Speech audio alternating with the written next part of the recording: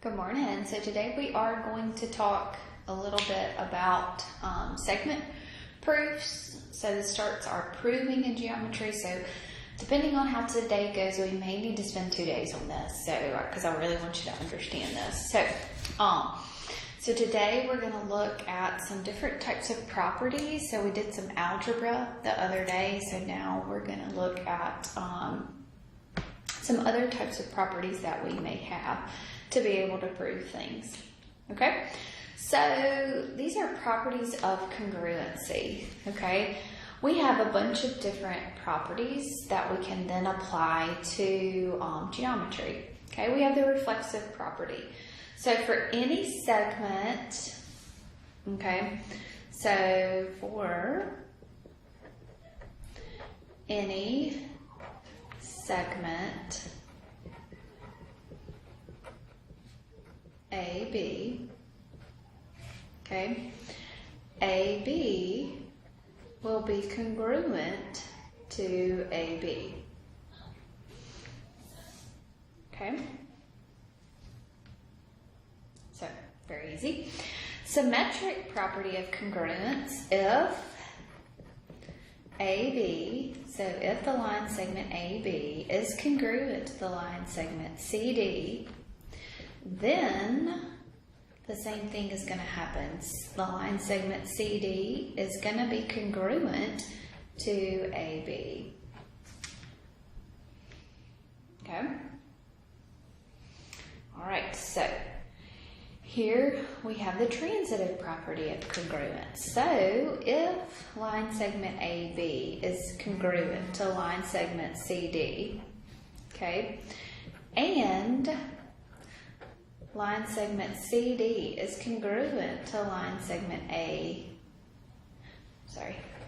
EF, okay, then transitive tells me that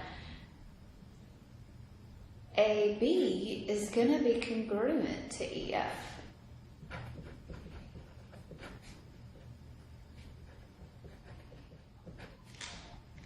Okay. Okay. So definition of congruence. Segments are congruent if and only if they have the same measures. Okay. So what that means is that if AB is congruent to CD, then AB has to be equal to CD. It's the only way that it can happen.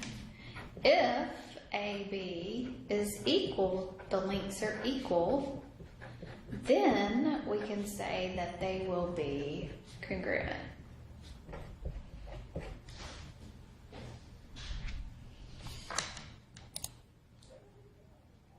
Okay.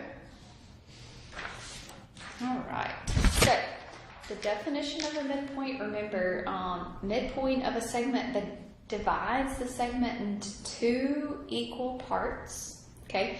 So if M, so if I have a line segment AB and M is the midpoint there, then remember we can say that AM is going to be equal to MB.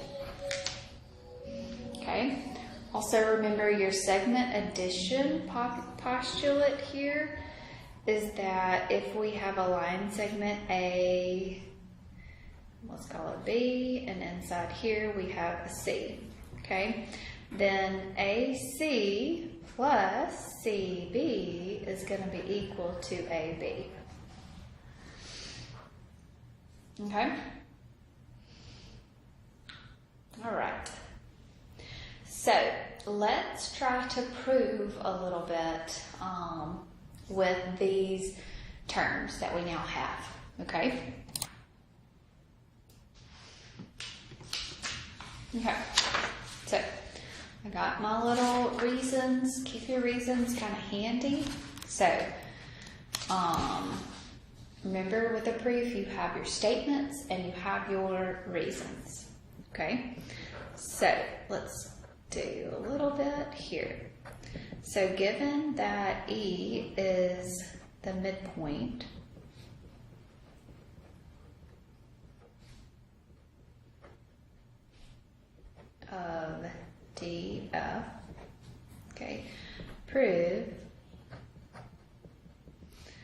2 times DE is going to be equal to DF. Okay, so here's my D, E, and F. Okay, all right, so, okay, so we're going to start off with the statements. I already have them out there for you, so now you're going to have the reasons to show me the reasons. Okay, so take a minute and write all of those down. So we've got our segment there, and we've got our first statement is E is the midpoint of DF, DE is equal to EF, DE plus DE is equal to DE plus EF, 2DE is equal to DE plus EF, and then DE plus EF is equal to DF. 2DE is equal to DF. Okay, so this first one and the first reason here, remember we always have a given, so we don't need to change that ever. Okay, DE is going to be equal to EF, so that is the midpoint.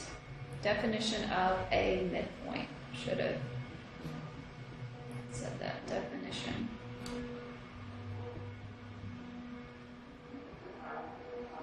Okay. All right. DE plus DE. So I just added a DE. So I took this definition of a midpoint and I added DE to both sides. So that is the addition property.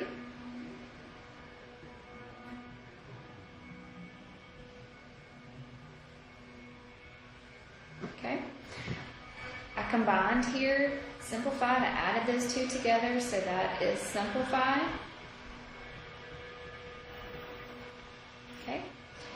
DE plus EF is equal to DF, so that is the segment addition.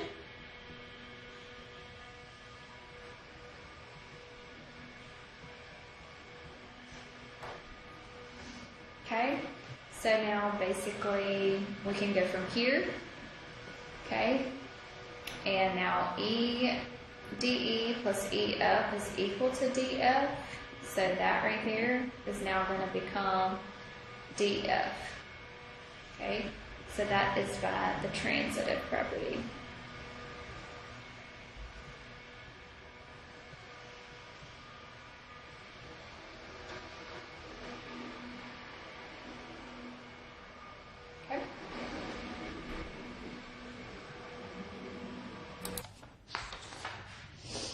Okay, let's do another one. Alright, so we're going to be given that line segment KL is going to be congruent to line segment LN.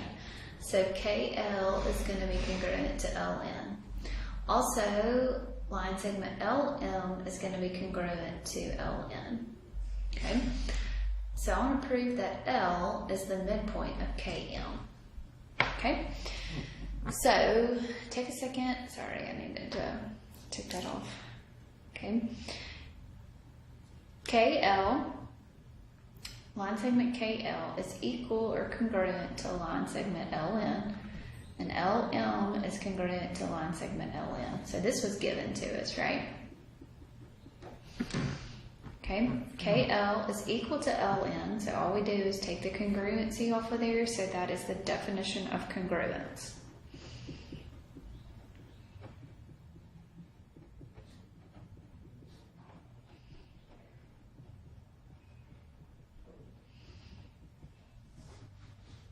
Okay, all right, so what about this one?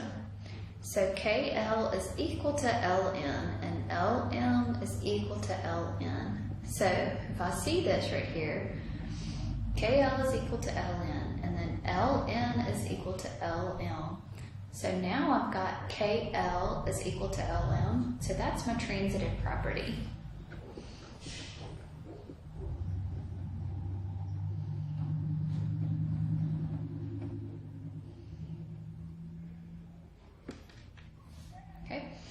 So if KL is equal to LM, then therefore I just showed that that's the midpoint. So knowing that those two things are congruent right there proves that this is a midpoint.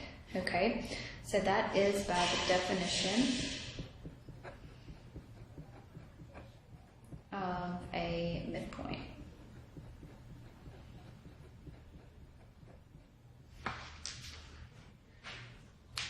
Okay.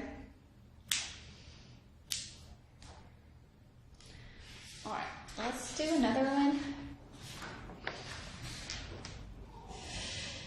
Okay, I don't think I can get it all on the screen right here. Can't. Okay, given that K is the midpoint of JL and M is the midpoint of LN, okay, JK is equal to LN. Okay, so I want to prove that KL is congruent to LM. Okay, so take a minute and try to write this out for me. So write this all down and then we will go from there.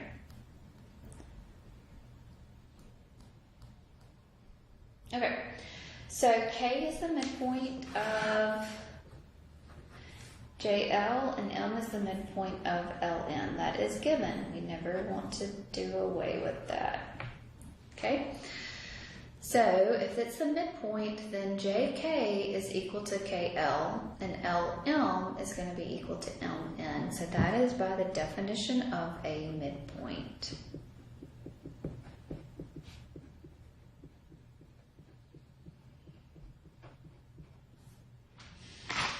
Okay?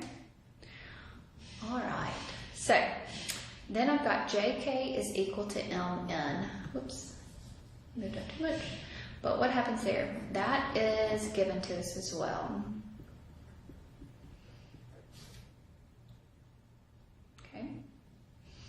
So if JK is equal to MN, then that means that MN is going to be equal to KL and LM is going to be equal to a MN there, okay?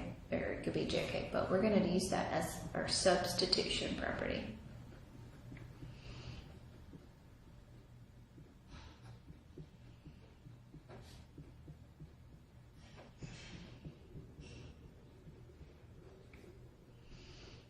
Okay, so MN is equal to KL now, and LM is equal to MN. So that means that KL is going to be equal to LM. Okay? So, go for it again. So, MN is equal to JK. LM is equal to MN. So, by the transitive property, LM is going to be equal to KL.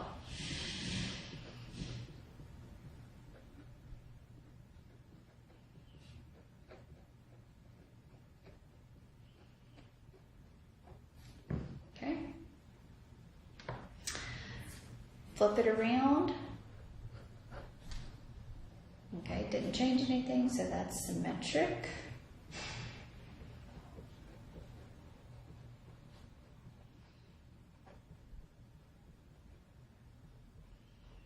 Okay, and then now that if they're equal to each other, then they are congruent. So that is the definition of congruence.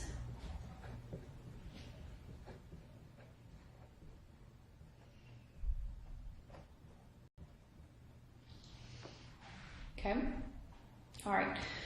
So right now we're going to stop right there and we're going to finish this up on Monday. I just feel better if we do that. So we'll finish this one up on Monday, this section. So try to work on your homework though. So for the next little bit, work on your homework sheets and see how far you can go. And we will talk about this again on Monday. Okay? I hope y'all have a great day.